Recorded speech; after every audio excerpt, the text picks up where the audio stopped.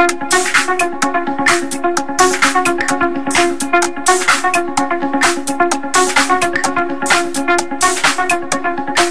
hari lalu, sebuah pesan berantai tentang hujan buatan heboh di media sosial. Pesan itu berisi ajakan kepada halayak untuk membuat air di dalam ember yang dilarutkan dengan garam. Satu ember air garam ini dibiarkan menguap di luar rumah pada jam 11 pagi hingga jam 1 siang. Jika setiap rumah membuat satu ember air garam, maka akan menciptakan jutaan kubik uap air di udara. Kabarnya hal ini bisa mendatangkan hujan di daerah hutan yang terbakar. Pesan ini sukses mempengaruhi masyarakat, bahkan tak hanya masyarakat di daerah sekitar lokasi hutan yang terbakar saja, tetapi juga masyarakat di Pulau Jawa dan kota-kota tidak terkena imbas kebakaran hutan. Mereka melakukan ini sebagai bentuk dukungan moral bagi warga yang menderita akibat kepungan asap.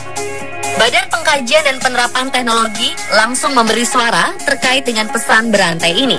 Meskipun memuji tindakan solidaritas, peneliti meteorologi tropis BPPT Tru Handoko Seto mengungkapkan bahwa terjadinya hujan ternyata tidak sesederhana yang dipaparkan di pesan berantai. Perlu beberapa persyaratan lainnya agar terbentuk awan hujan.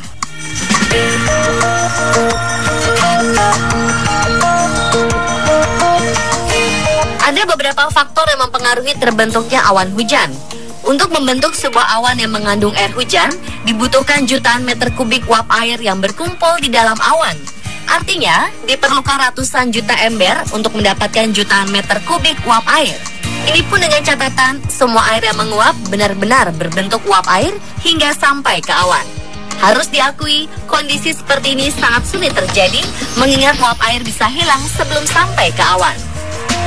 Selain penguapan, pola angin juga sangat menentukan untuk mengarahkan uap air tersebut sehingga terjadi kondensasi di suatu wilayah. Meskipun penguapan berhasil, jika pola angin tidak mengarahkan uap-uap air tersebut berkumpul, maka tidak terbentuk awan yang bisa menjadi hujan.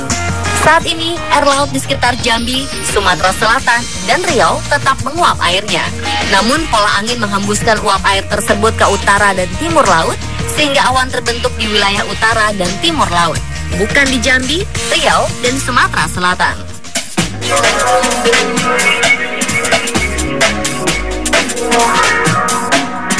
Kita bisa menciptakan hujan buatan dengan cara memancing awan menurunkan hujan. Cara ini pertama kali ditemukan oleh Vincent Schaeffer dan Irving Langmuir. Konsep kedua ilmuwan ini kemudian dikembangkan oleh Bernard Vanegas pada 1947. Proses pemancingan hujan dengan menggunakan awan sering disebut proses penyemaian pada awan. Sebelum menyemai, kita juga harus meneliti jenis awan yang cocok untuk disemai. Awan jenis cumulus adalah awan yang tepat untuk menurunkan hujan. Setelah menemukan awan yang tepat, pesawat akan membawa bubuk khusus yang akan ditebar ke awan. Bubuk khusus ini terdiri dari perak iodida yang berfungsi membentuk es, garam dapur, atau natrium klorida, dan urea.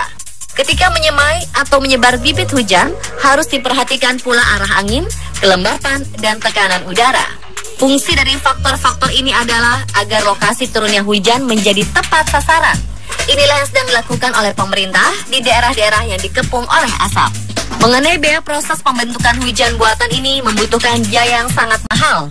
Karena itu perlu pengamatan yang serius untuk mendapatkan pengukuran yang tepat agar target hujan buatannya tidak salah.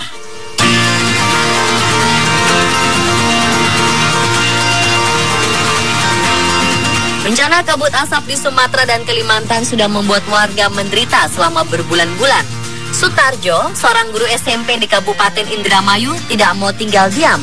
Ia pun menciptakan alat penghisap asap dan polusi udara sederhana yang bisa dibuat sendiri oleh warga.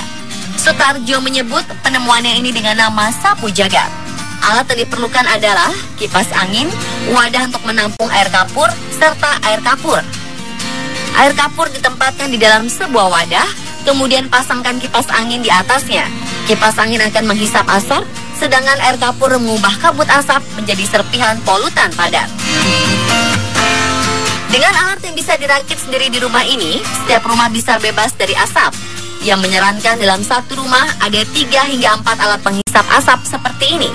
Beberapa warga sudah mencobanya dan menyatakan bahwa alat ini cukup membantu mengurangi asap, terutama di rumah yang tidak memiliki air conditioner atau AC.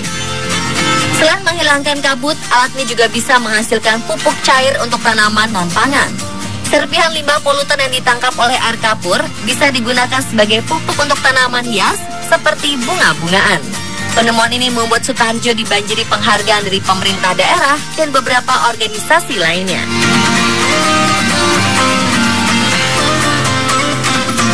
Bencana kabut asap telah membuat saudara-saudara kita menderita.